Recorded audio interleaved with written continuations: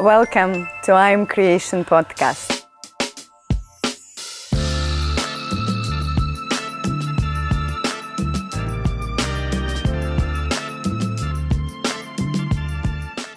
I feel so excited today to have this amazing human being. One day it just hit me that I'm not happy.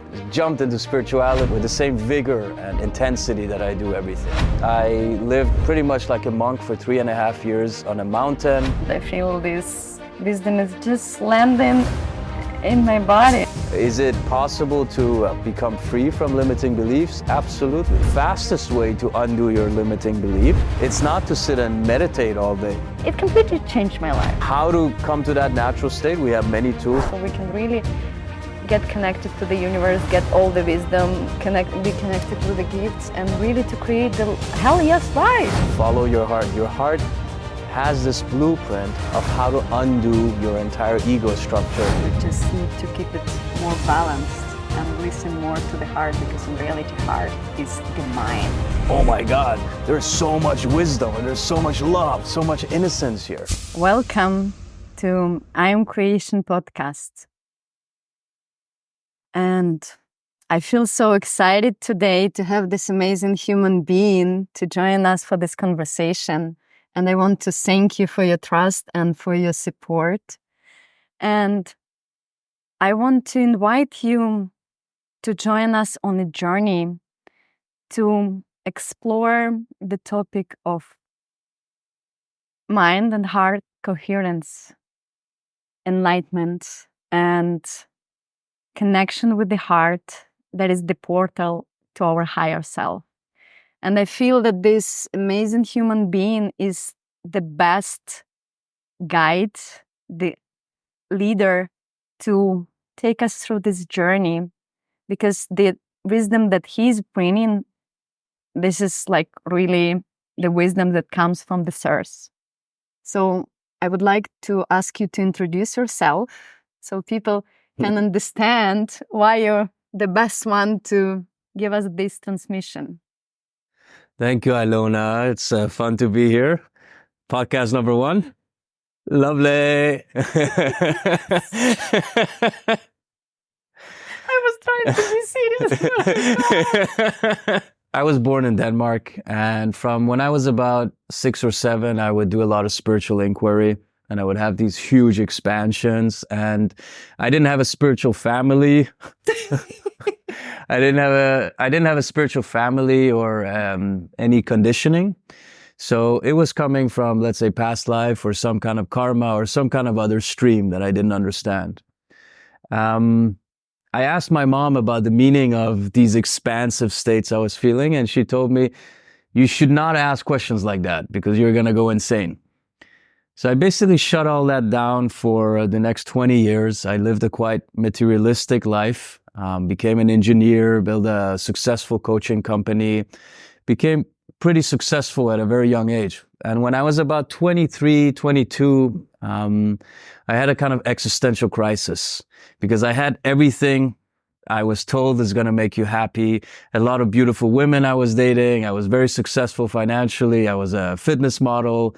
I had my engineering degree, thriving business, was traveling a lot. And one day it just hit me that I'm not happy. And so in an act of desperation, I jumped into spirituality with the same vigor and intensity that I do everything. And then the next 13 years, I lived pretty much like a monk for 3.5 years on a mountain. I meditated thousands and thousands of hours. I did really deep retreats in darkness, in caves, different places in the world, and became a psychologist. I'm a master therapist. So I have a lot of very esoteric, more mystical training in the spiritual schools, as well as the more mainstream psychological, therapeutic training. And I am here in this moment with you now. What exactly are limiting beliefs, and how are they formed during the childhood through programming? And can we really break through them and experience the abundance from the universe? Okay, so I have a caveat for the audience. I like going deep, so I'm just going to go very deep. And I hope it resonates at the deepest levels. And if it doesn't, I'm still in my passion and joy. So limiting beliefs, there's so many ways of looking at it. We can look at it even that it's transmitted from past lives or ancestrally. You know, there are studies showing now that even in mice, trauma is transmitted. So if a mother or grandmother mice is experiencing a particular trauma, she becomes more cautious, and that is transmitted to the next generations of mice that have not even experienced that same trauma. So when we're looking at limiting beliefs, for me, it's really something much deeper than just what we were explicitly told by our parents, like you shouldn't follow your dreams, or that's not possible for everybody. There is that layer. But there's also something much deeper that's transmitted ancestrally, energetically, culturally, the societies we grow up in. So I like to view it as a whole system that has an impact on us. And each system we're born in has both gifts. Each culture has certain gifts, certain qualities of the soul. And each culture, each family, each ancestral line has certain limitations. Stories of struggle, stories of don't celebrate too much, don't show your heart, or don't be too powerful. There are many types of stories that we embody. Is it possible to become free from limiting beliefs? Absolutely. We are source. We are something quite mysterious. We are a light. We are a love that is manifesting to have this experience on this planet. And so, actually, I like to view limiting beliefs as part of that journey. We take on particular limiting beliefs. We take on particular limitations as a way of learning for transcending those limitations. It is possible to be free from them. It's deep work. Most of us need many different tools, many different people. Each tool helps us in a particular way. But most importantly, for me, the fastest way to undo your limiting beliefs, it's not to sit and meditate all day or do exercises that can help and support, but to follow your heart fearlessly. Because your heart has a blueprint. It knows exactly what you're here to become and what you're here to manifest.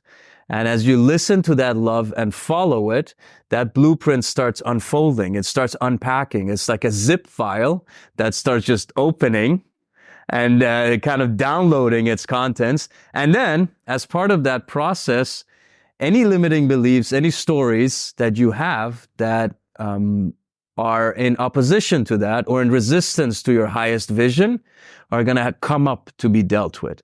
So, to finish this off, I would say you don't have to be too worried about going and chasing for your limiting beliefs.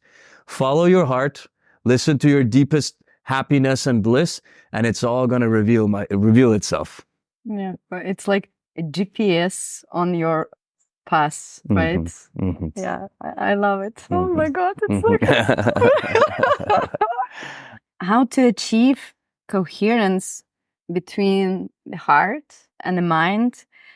And what does it mean, this coherence? And could you simplify the concept of heart-mind coherence for our listeners? Yes. And explain its importance in the personal growth? Yeah. Because a lot of people hear these beautiful words, but in reality, they don't understand the meaning. And I know that you can really bring this in a simple way so the listeners can understand it. Yeah.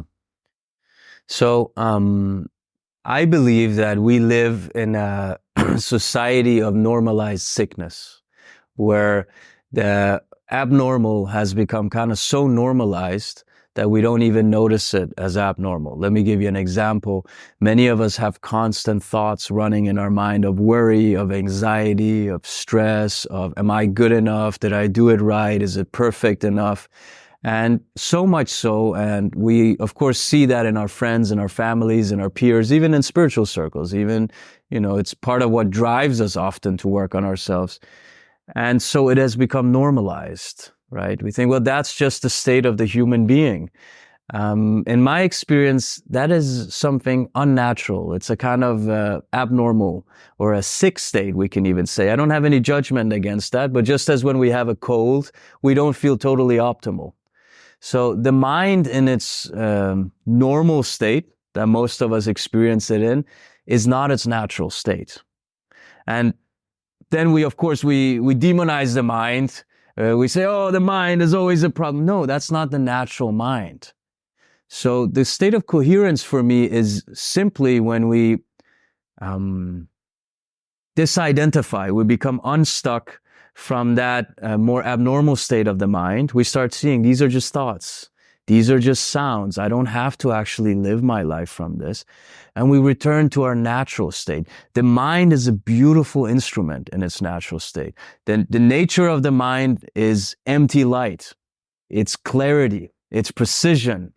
And I like that in Zen traditions and in some other traditions, they actually call it the Heartmind. So they don't make this distinction. What they're referring to is not the mind in its imbalanced state. They're simply referring to the mind and the heart in its natural state. So how to come to that natural state? We have many tools. We have meditation. We have Qigong. We have deep therapeutic work. Often we need a mixture of a lot of different things. But again, follow your heart and things will naturally start balancing. Yeah, I love it. I love it. And so what I understood, we shouldn't attach really to the thoughts, what the mind brings us. We just need to keep it more balanced and listen more to the heart, because in reality, heart is the mind. Yes, yes. I love that. Yeah, the heart is the mind. Yes, yes. This is yes. like realization that I'm having lately, that really what drives me, not the mind, the heart drives. And for me, the heart is my mind. Yes. And as you deepen into your heart, your mind will become an extension of your heart, meaning that the thoughts you think are aligned with your heart. That's the mind in its natural state. But because we've lived so much from our ego and from the conditioning that we learned and embodied, of course, our thoughts are driven by ego, which is why we find ourselves in this mess of worry and anxiety and stress and control. That's not the mind in its natural state. Yeah. Wow. So as you follow your heart, you enliven the heart. And then the heart is not just a physical heart or even just a spiritual heart. Your whole body, your whole auric field, everything becomes like a heart. You embody the heart and your mind is included in that. And this is not just a theory. This is an experiential reality that will become obvious. And those of you who know. Oh my God. And like, my feeling is the portal, the heart is the portal to the higher self. Absolutely. Yeah. And like, absolutely. My next question is, how do you define the term of higher self in the context of personal growth and spirituality? And why it is significant in our modern discourse on self-improvement? Why do we talk so much about the higher self? Yes. So for me, the higher self, as you beautifully put it, is the bridge between spirit and matter. It's a kind of bridge, right? And the higher self or the soul for me is a condensation of information.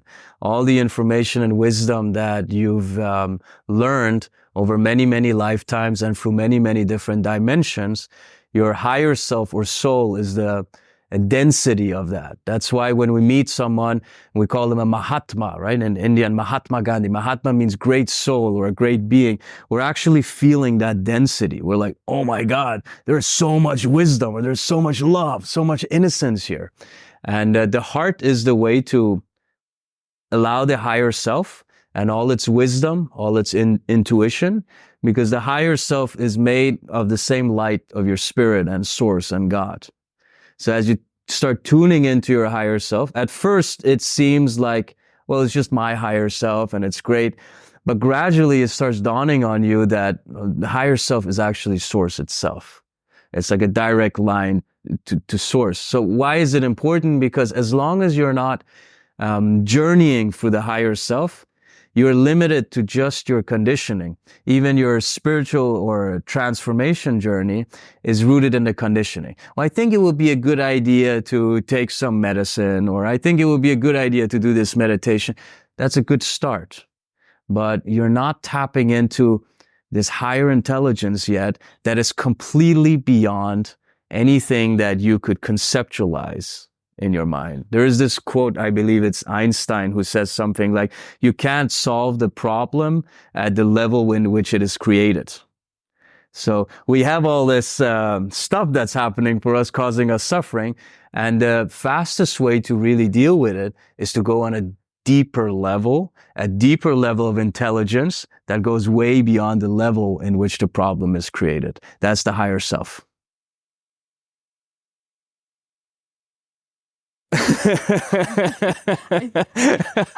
I feel like, this transmission, this energy coming through your words, and it just touched my heart, and it just opening something inside, and I feel this expansion, and I feel this wisdom is just landing in my body, and it feels so good. Yes, yes. I feel this alignment right yes, now. Like yes, it's, yes. oh my God, it's.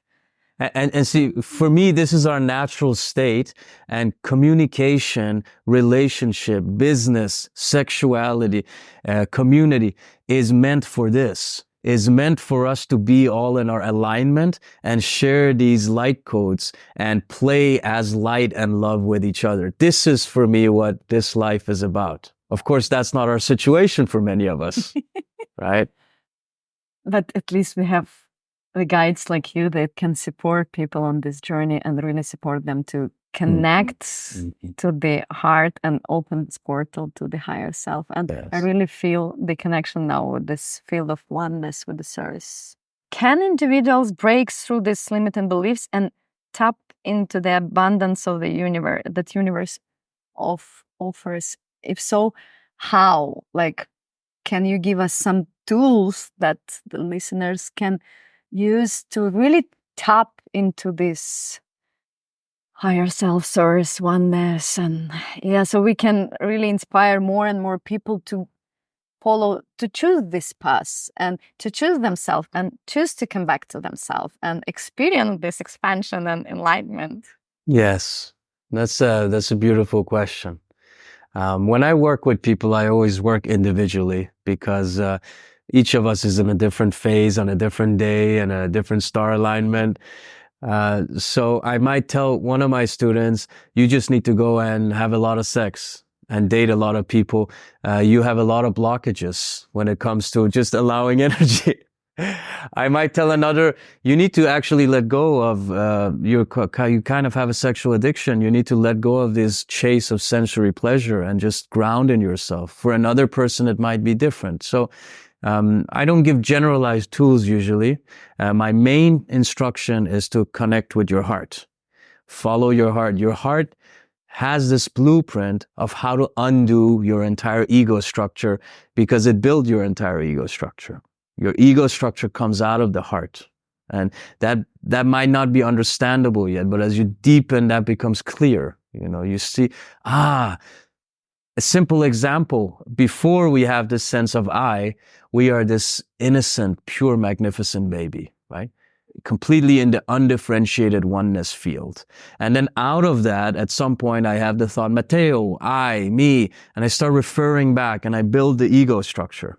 Right? So that's the practical example. It comes out of that bliss, out of that beautiful light. And it's not a mistake. We need to build that ego. It gives us certain capacities to function. A baby is helpless in the world, right? But then as we grow up, just walking around as an ego, even a very successful ego in the world, is not the highest stage of development. The ego itself wants to keep developing, deepening back to the source. And now we have this experience of myself as light, as source, as love, as power, but with all the functionality that an individuated ego offers. So tools, yes. Look, for me, this is a natural evolution. And instead of trying to push it with tools can be helpful, but I prefer tools that show us how am I blocking the natural evolution, the natural fullness that my being already wants to move into. So pick the tools that help you gain awareness about how you're blocking your soul from manifesting. Yeah, but how, like for the people that are not on this spiritual path, Yes. where should they start? Because like for sure you are giving these like advices to the people that already came to you and they tell like, okay, I want to go there. Yes. But for the people that are not there yet, what can be like the first steps? I'm a radical teacher. So for the people who are not on the spiritual path, you need to get on the spiritual path. You will never be happy if you're not connected to your soul alignment. It doesn't matter how successful you become, how many riches of all kinds you acquire. It will not really satisfy to your core and to your depth. That is my conviction. Now, if you don't believe me, if you resist what I say, it means that on a soul level, you want to have that experience. You want to go through it. So then just push and go through it as much as you want. And then you will come to this realization at some point, at which point I'll be happy to teach and guide and support. That is my message. And I fully agree with you, because in reality, I'm in business for 18 years. And like for most of my life, for most of my business life, I was doing, achieving, chasing, ego, like all these games. But when I finally like tap into my heart and found out about this heart, mind, and body coherence, it completely changed my life. Yeah. My business, the abundance, the connection with my heart. So I feel that this is the path to the enlightenment. Yes. To open this portal, to open the heart, so we can really get connected to the universe, get all the wisdom, be connected with the gifts, and really to create the hell yes life. Yes. And really create our like our reality and be who we are in the best version of ourselves. Absolutely. And I would add that even those years where you perhaps were dealing with your business in a more egoic way was part of your enlightenment process, right? It's all part. We can only be where we are. That's why I tell the people like I do, if that's where you're at, where you have no real interest, deeper interest in spirituality, you just have a taste, that's where you are. You can only be where you are. We cannot be unnatural. This is a path of being natural, of being ourselves. And everything is leading to our highest evolution. And there is no rush. We have all the time and all of creation, right? There is no rush. And live powerfully and urgently, both. I love it. Don't force yourself, but create this connection where you can flow and connect with yourself in the natural way. You know, if you don't have a calling to go live on a mountain, you cannot fake it. If you have a calling just to explore sexuality or emotions through relationships or the material world through business, then apply yourself fully there. That's where your heart is taking you, right? It's all spirit. Listen to your heart, guys. It's like I don't know how you feel, but I feel really so connected now to this wisdom, to the transmission that Mateo gave to us. And oh my God, I don't want to end this conversation. I want to continue and to get as much as possible wisdom from this man. But I would like to thank you for this deep wisdom that you are bringing, that you are sharing, that you are transmitting from the source. And really just, I feel so grateful from the bottom of my heart. And I hope people enjoyed it. And I hope people can feel this wisdom. And thank you. Thank you so much. Thank you.